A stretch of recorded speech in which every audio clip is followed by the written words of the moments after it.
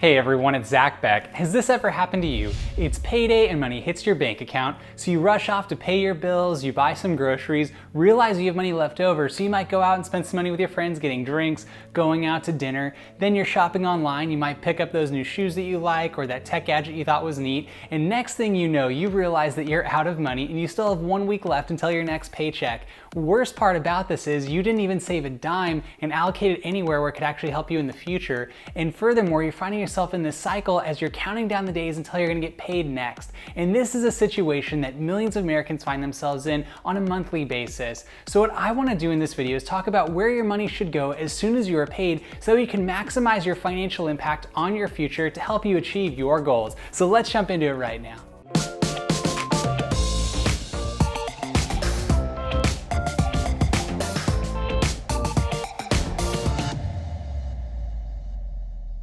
Now that we understand the situation that millions of Americans find themselves in, where they're living paycheck to paycheck, what I want to do right now is talk about common mistakes that are made after people get paid. And the first mistake is this: not paying large expenses first. All of us have different bills that we need to pay, whether that's rent, whether that's mortgage, perhaps you have a car payment, a credit card payment, or something that's pretty substantial. And if you don't pay that first, it actually provides a bit of a mirage to yourself where you're thinking that you have more money in your account than is actually available to you. So what's important to do is to actually pay your large expenses first. The second mistake that people make is not evaluating your spending from the previous month. And the reason why this is important is that for all of us, we get very stuck in the moment, and that's not necessarily a bad thing, but it doesn't allow you to achieve long-term goals. Because if you're just living in the moment in day-to-day, week-to-week, month-to-month perspective and never looking backward, you're not allowing yourself to learn from your previous mistakes. So perhaps if you got into a bad spending habit previously, but then you carry that forward with you, you're still not going to achieve your financial goals. So what I recommend doing is taking some time to look back to understand where you were allocating money previously, so that way if you need to adjust that and correct that, you can do so. The third mistake that people make after they get paid is rewarding yourself with non-essential purchases. Maybe you do go and purchase those nice shoes that I was talking about earlier. Maybe you go get a new phone that you don't need. Maybe you get something that is unnecessary. And what is important is that obviously it's important to live with balance and moderation in our lives, where you reward yourselves and you actually are able to live in the moment to an extent. And that way you're at least reaping the rewards of all of the hard work that you're doing, but you don't want to do so at the expense of your overall long-term objectives. Perhaps you want to buy a house, perhaps you want to get married, perhaps you want to go on a great vacation, perhaps you want to do all sorts of things, but you cannot achieve those longer-term goals or afford some of those longer-term goals if you're only living in the moment and getting yourself unnecessary things. And that's an often mistake that happens to people, especially when we have social media where you're tempted to see things online such as clothing articles, such as other people living these kind of lavish lifestyles, and you think, I want to buy that right now in the moment. You get that little dopamine hit from doing so, and then you realize, oh, I shouldn't have done that, because that's going to actually hurt yourself longer down the line, especially if you find yourself getting into debt over those kinds of purchases. Furthermore, the fourth mistake that people make after getting paid is not following a budget. And this is a very important thing for all of us to do. Whether you're just living paycheck to paycheck or whether you're a multimillionaire, you want to have a plan, a set objective for where every single dollar is going to go. And I actually find that there's so many tools out there for you to use right now that can assist you along this pathway. There's a group that is actually out there called Every Dollar. It's an application you can put on your phone. It's by Dave Ramsey, who has a suite of different services specifically related to helping people get out of debt and to actually chart their financial pathway moving forward. I think it's a really good tool. I'll put a link in the description for you to check out. In addition, there's a very intuitive tool which is called Mint, and that one tracks all of your spending, all of your purchases. You can also integrate your different investment categories into there, so you really have a holistic framework of where your money is going to go. But if you don't have a budget at all, maybe you don't even have a pad and pen, you haven't even taken the time to write out where your expenses go, then you're not going to be able to achieve your goals, because you need to understand where your money is going. I know this is a pretty common thing that we should be doing, but it's so easily overlooked because it does require a bit of tedious approach. And sometimes we also want to adopt the ignorance is bliss mindset, where we say to ourselves, I'd rather not know how bad my situation is. I remember there was a time in my life where my financial situation was not very good, and I didn't even want to look at my bank account because I didn't want to have the stress associated with seeing where my bank account stood and how much debt that I had accrued. So what I would encourage you to do is to set that budget, because that's an often mistake that can really trip you up if you have longer term objectives that you want to achieve financially. All right, so let's say you just got paid and you're wondering, where should I put my money? Now, here are the different areas that I would recommend allocating all of your different finances. And the first step you want to take is this: pay yourself first. Now, this is a very easy concept to understand. It's something that happens as soon as you get your paycheck. You want to make sure that you have money going to yourself, not going to other people. Because oftentimes when we get paid, we immediately go to pay our bills. Perhaps you have student loans, perhaps you have a substantial mortgage, perhaps you have an auto loan, you have credit card bills, whatever it might be for you. Immediately we get paid and then we're sending our money to other people. My encouragement is to make sure no matter what, as soon as you get paid, you pay yourself first. And you might be asking yourself, how do you do that? There's a couple of different steps you can take, and one I'd strongly recommend doing is this. If you get paid from your employer and they offer the opportunity for you to have a 401k plan, I would strongly recommend adopting that and integrating that into your overall objectives financially. A 401k is something that you get paid through your employer. It's an investment account where the money is automatically deducted out of your paycheck. So let's say that you get a paycheck that's $2,000 every 2 weeks. Make sure that you have a set percentage of that coming out of your account before it even touches your bank account. So that money is going to be set aside into an investment account as your 401k, and potentially your company might even offer a match. So that's actually going to expedite the process by which you can have more money growing over time. Now, I think it's important to note for people who aren't aware of what a 401k is that a 401k is not the investment itself. It is simply the account that you use to go into the stock market. And what you're going to find is that a 401k is pre-tax money. So what happens is, since you haven't been paid directly yet into your bank account, the money has been deducted out of your paycheck before you even had it. It is pre-tax. That money hasn't been taxed yet. Therefore, it's a tax advantaged account when you're going ahead and investing it. So I'd strongly recommend allocating a set percentage every single month to make sure that you're achieving your longer term goals. One thing to bear in mind is that with a 401k, you cannot touch that money, or actually without penalty, until you reach the age of 59 and a half years old. So if you're not concerned about doing that longer term, then you might not want to do so, but I would strongly advise at least allocating some of that money because it's going to help you out longer term. What you also will find is that by paying yourself first, you're not going to be tempted to use that money, and it almost completely disappears from your mindset. I found when I started doing this, I realized that, hey, that money didn't exist, so I wasn't tempted to even spend it. You begin to then modulate your expenditures, modulate your spending, modulate everything that you do in accordance with how much money you have. So the less money you actually have available to you to actually use on more frivolous purchases, the better it is. So make sure you pay yourself first. And there are various percentages that you can use. You could start between 5% all the way to 20% to allocate that into maybe your 401k plan. If you don't have a 401k plan, that is okay. There are other investment vehicles out there. I would strongly recommend also using a Roth IRA. You could use that instead of a 401k, but if you have the option of having both, I would strongly recommend that, because a Roth IRA is a post-tax investment account. So what you're going to find is you get paid and then immediately have your money go into a Roth IRA out of your checking account. So this is different because your employer isn't usually going to place it immediately in there. You would actually have to set up that system yourself. So once again, a Roth IRA, like a 401k, allows you to invest into the stock market. It's just simply an account, but it is tax advantaged, and you can touch that money when you're 59 and a half years old.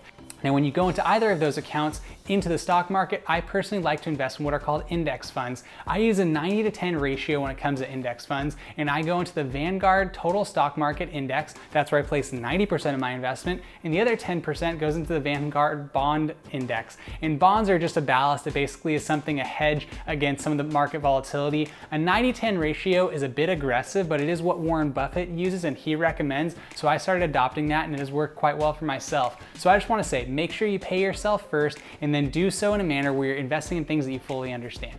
In addition to your 401k, you also want to have a savings account. Oftentimes, many of us just have a checking account with our bank, and that is not a good strategy to employ, because if you have a checking account, that money is easily accessible to you, and you're tempted to then spend it because you see that balance either on your app or if you're just checking your bank statement, whatever it might be for you. So if you actually have a set savings account, that is another thing you can do as well. So if you have a set percentage coming out of your paycheck going to your 401k, a set percentage going to your Roth IRA, and then having a set percentage going to your savings account, that is going to dramatically shift the framework you're operating with when it comes to allocating the remainder of your money. So I would strongly advise, once again, paying yourself first, so you're making sure that you're doing everything you can to not have yourself tempted to spend the money, because you're actually setting it aside to help you grow yourself financially so you can achieve your goals.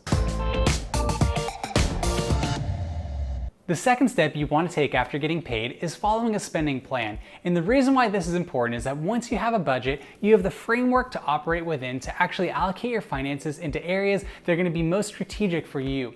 And this is important because if you fully understand where your necessary bills are going to go, such as your rent, your mortgage, maybe like I said, a student loan, you might have a car loan, you have credit cards, things that you need to pay and get done. If you understand where that money is going, then you can begin to allocate money elsewhere. Now, if you're just doing so frivolously, like I said, if you just spend your money as your whims are going and as your emotions are going, you're generally going to have a more difficult time achieving your longer term financial goals. But by setting up the framework of a spending plan, it's going to help you dramatically. That was such a fundamental shift in my life when I began to understand that I was allocating money into certain areas without any sort of understanding or concern. It really caused me to actually lose money long term and buy things that I didn't need. So what I decided to do was really set up a budget that allowed me to have a bit more flexibility and understanding that I'm going to spend this money, but I know where I'm going to spend it. So what I mean by that is once you create a budget, like I said, on every dollar, on Mint, or on whatever kind of application you want to use, just set up a little fund that you're going to put in for maybe your entertainment fund.